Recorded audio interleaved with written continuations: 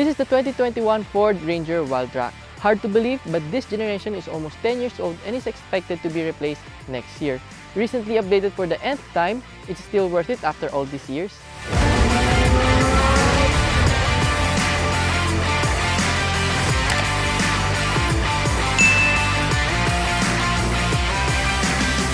To be specific, what we have here is the Wildtrak 4x2 and it is priced at 1,540,000 Philippine pesos, which is pretty good for being almost top of the line. It's quite hard to believe that this body is almost a decade old and talagang nasulit ni Ford yung updates na ginawa nila dito.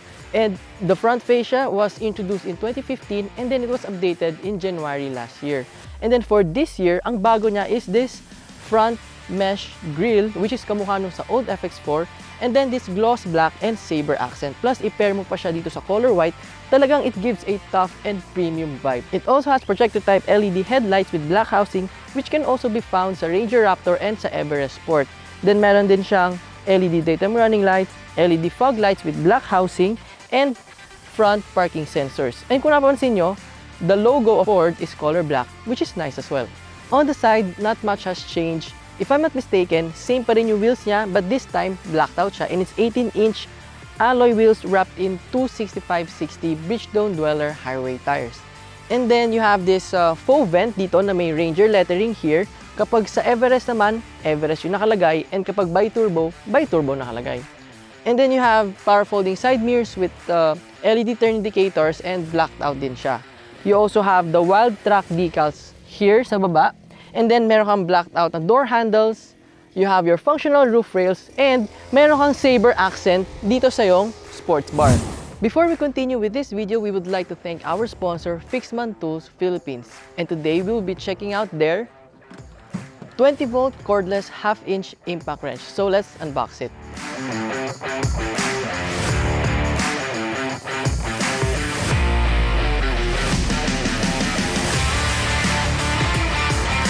So inside your toolbox, you have your 20-volt impact wrench.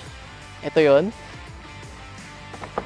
And then you have your lithium-ion battery na ina-attach dito. Ganyan lang siya, and then maandar na. You have your charger and 4 pieces na half-inch impact wrench na bolts. So iba-iba yung mga sizes niya. You have 17, 19, 21 and 22 millimeters. This one can be used para mas mabilis mong matanggal yung mga bolts sa wheels mo instead of doing it manually. So, gagamit ka lang ng itong impact wrench sockets, and then if you're interested, you can find FIXMAN Tools Philippines on Facebook and Instagram, or you can search for their tools on Lazada and Shopee. All the links are in the description down below. At the back, the Ranger is still the Ranger. Same pa rin siya as before, and you have incandescent taillights, and you have your Wildtrak decals right here, and yung talaga nakikita natin na Ranger na spelled out here below. And then you have your black Ford logo and a well-integrated reverse camera. Plus meron kang parking sensors. And you have this sports bar with the saber accent and 2 LED bed lights under the sports bar. And dito naman sa kanyang tailgate, it's very easy to open, and kaya lang siya i-lift with just one finger because of the lift assist feature.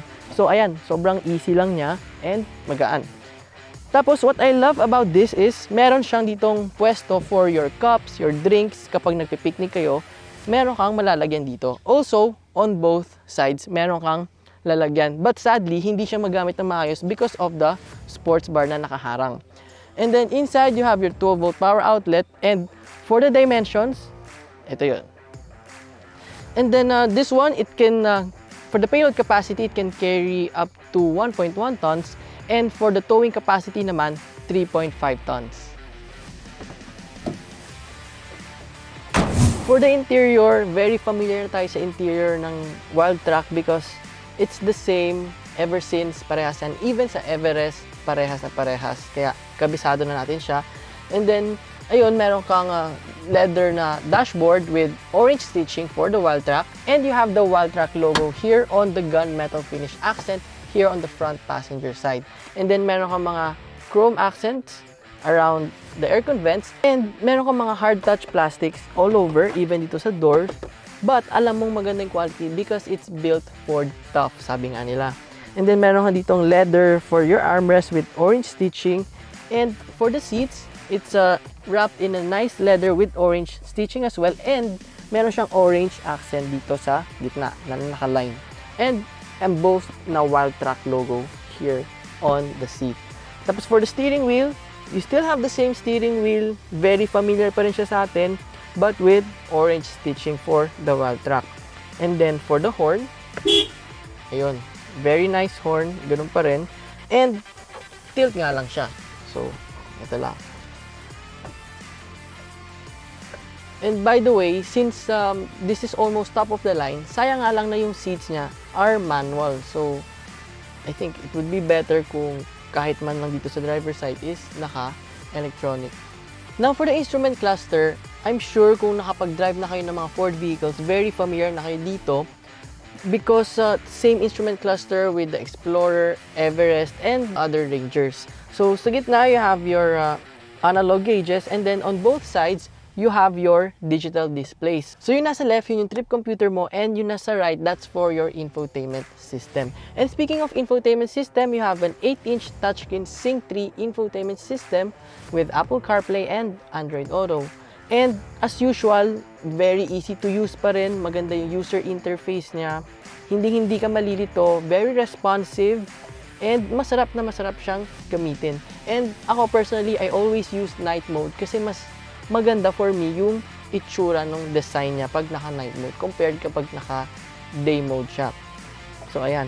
And then below, you have your knobs for the infotainment system. May button pa rin dito for sa mga disc player mo. So, meron pa rin siya yun until now. Tapos, moving on dito sa baba, you have your dual zone automatic climate controls.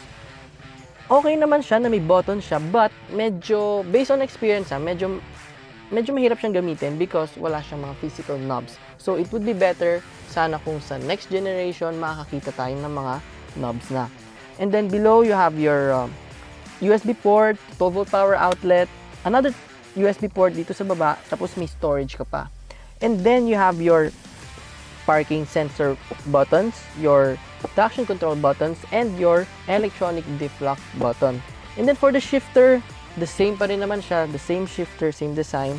You have 2 cup holders, and then you have your center armrest with 2-level storage. So, mas malaki yung dito sa loob.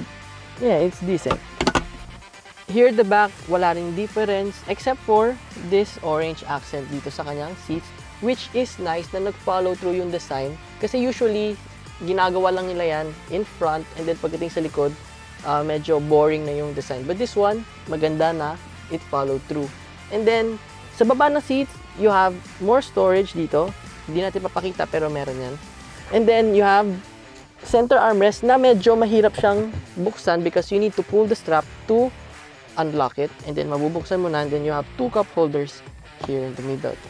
Tapos, you have 2 back pockets here and meron kang 12-volt power outlet and a 230-volt or 150-watt na power outlet dito, which ngayon ginagamit natin to charge my laptop.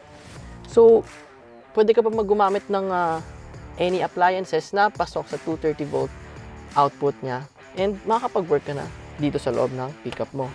And sa legroom ko, ito siya, and my footroom, and I'm 5 feet and 5 inches, so very decent siya. Tapos yung headroom ko pa, okay na okay.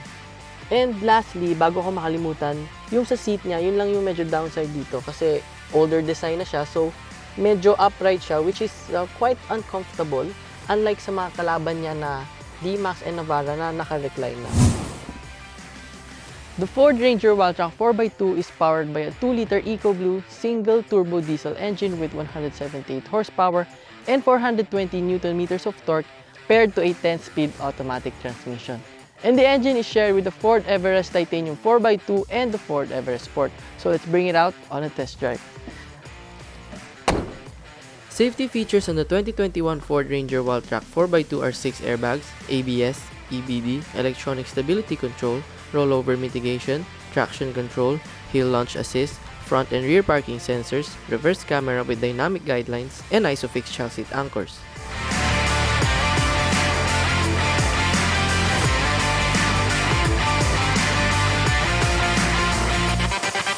So now we're driving the Wildtrak and familiar na tayo kung how it drives because na-drive na natin yung iba-ibang mga kasama sa Ranger family. Like, nung first time, the Raptor, and then FX4, FX4 Max, and even the Everest. So, talagang medyo kabisado na natin kung paano siya mag-perform. And same with them, maganda yung drive nito, sarap siyang gamitin, and syempre, walang natalo pa rin sa Raptor kasi yun yung the best. So, this time, since naka 4x2 tayo, mas magpo-focus naman tayo sa on-road performance nito. Kahit na sinabi ko na we will be focusing on on-road performance, and now, nandito tayo sa medyo malubak na daan, medyo off-road siya, and dito natin makikita na even though naka-leaf spring suspension lang ang Wildtrak, still, it's very smooth, maganda yung ride niya kahit na umuga-uga tayo dito, it's because of the road quality, pero okay siya. Also, what's nice dito sa Wildtrak and sa other Rangers is walang tumutunog dito sa loob. Wala kang maririnig na anything na may make ng noise. Meaning nun, maganda yung build quality talaga. Kung may marinig man kayo na tumutunog ngayon, it's our things lang na nasa second row. So, una ko talaga napansin while driving the Wildtrak is kung how light it drives.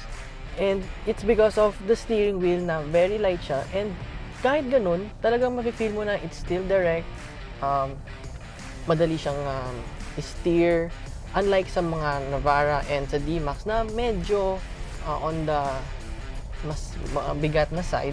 Ito, okay pa rin siyang i-drive. Yun nga lang, it might be too light for some na hindi sanay sa ganito kagaan na steering. This is the single turbo and hindi siya yung bi-turbo like the Raptor and the 4x4. And familiar na rin naman ako sa engine nito because it has the same engine with my car. So, alam ko na kung paano mag-perform yung sasakyan.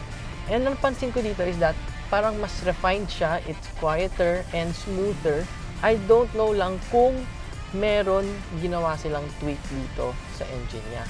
Yung acceleration niya, it's very fast. No? Kahit na single turbo lang siya, mafe-feel mo na mabilis pa rin siya, na kayang-kaya niya. And yung sa gear hunting naman, medyo nawawala na siya kasi dun sa Everest, lalo na pag mababa yung gear mo, medyo nahihirapan siya and napapansin ko yun doon. Dito, hindi na gaano. It's smoother and more refined siya.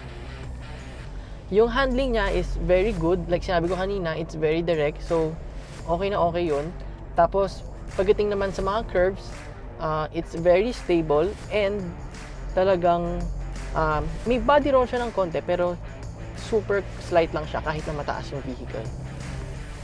For the visibility, it's very very good kasi aside from mataas ka, ang laki nung windshield mo, laki ng mirrors mo, side mirrors, and even sa likod, kitang-kita mo nung maayos. For the ride quality, it's excellent. Siyempre kanina sinabi ko nasa unpaved road tayo, so medyo off-road yun. Maganda na yung ride niya, it's very smooth.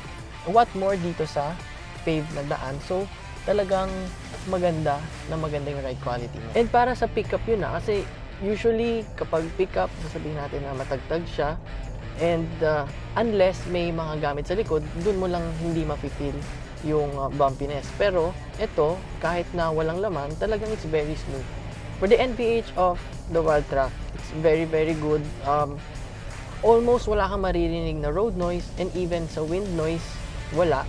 Yung sa engine lang niya na medyo maririnig mo siya pero it's quieter naman na compared sa iba and sa before and also compared sa Everest, talagang mas tahimik to and expected na rin naman na may maririnig ka na konti kasi it's diesel. For us, we wish na sana meron tong driver assist features like adaptive cruise control, blind spot monitoring, lane keep assist, like kung ano yung mga meron sa 4x4. But for most people naman, hindi naman nila gusto na may ganun or they prefer it na wala. So, I guess that's okay lang naman. For the fuel economy, right now we're averaging 10.7 kilometers per liter and mix yun ng city, highway, and ng bundok. So, galing kami sa bundok kanina and okay na yun nakuha natin na 10.7. And then for sa highway naman, we've got around 14.6 kilometers per liter, which is sobrang okay na considering na yung sa Everest ko, ang nakukuha ko lang doon usually is nasa 12 na. So, same condition lang naman yung mga dinadaanan. But still, ito, it performed better sa fuel economy. It may be getting old, but it's definitely gold. And Ford has been able to keep the standards of the Ranger very high, and it surely is the top choice for its segment. Now, excited na ako for the new generation. And sabi ni Ford, next year daw yun.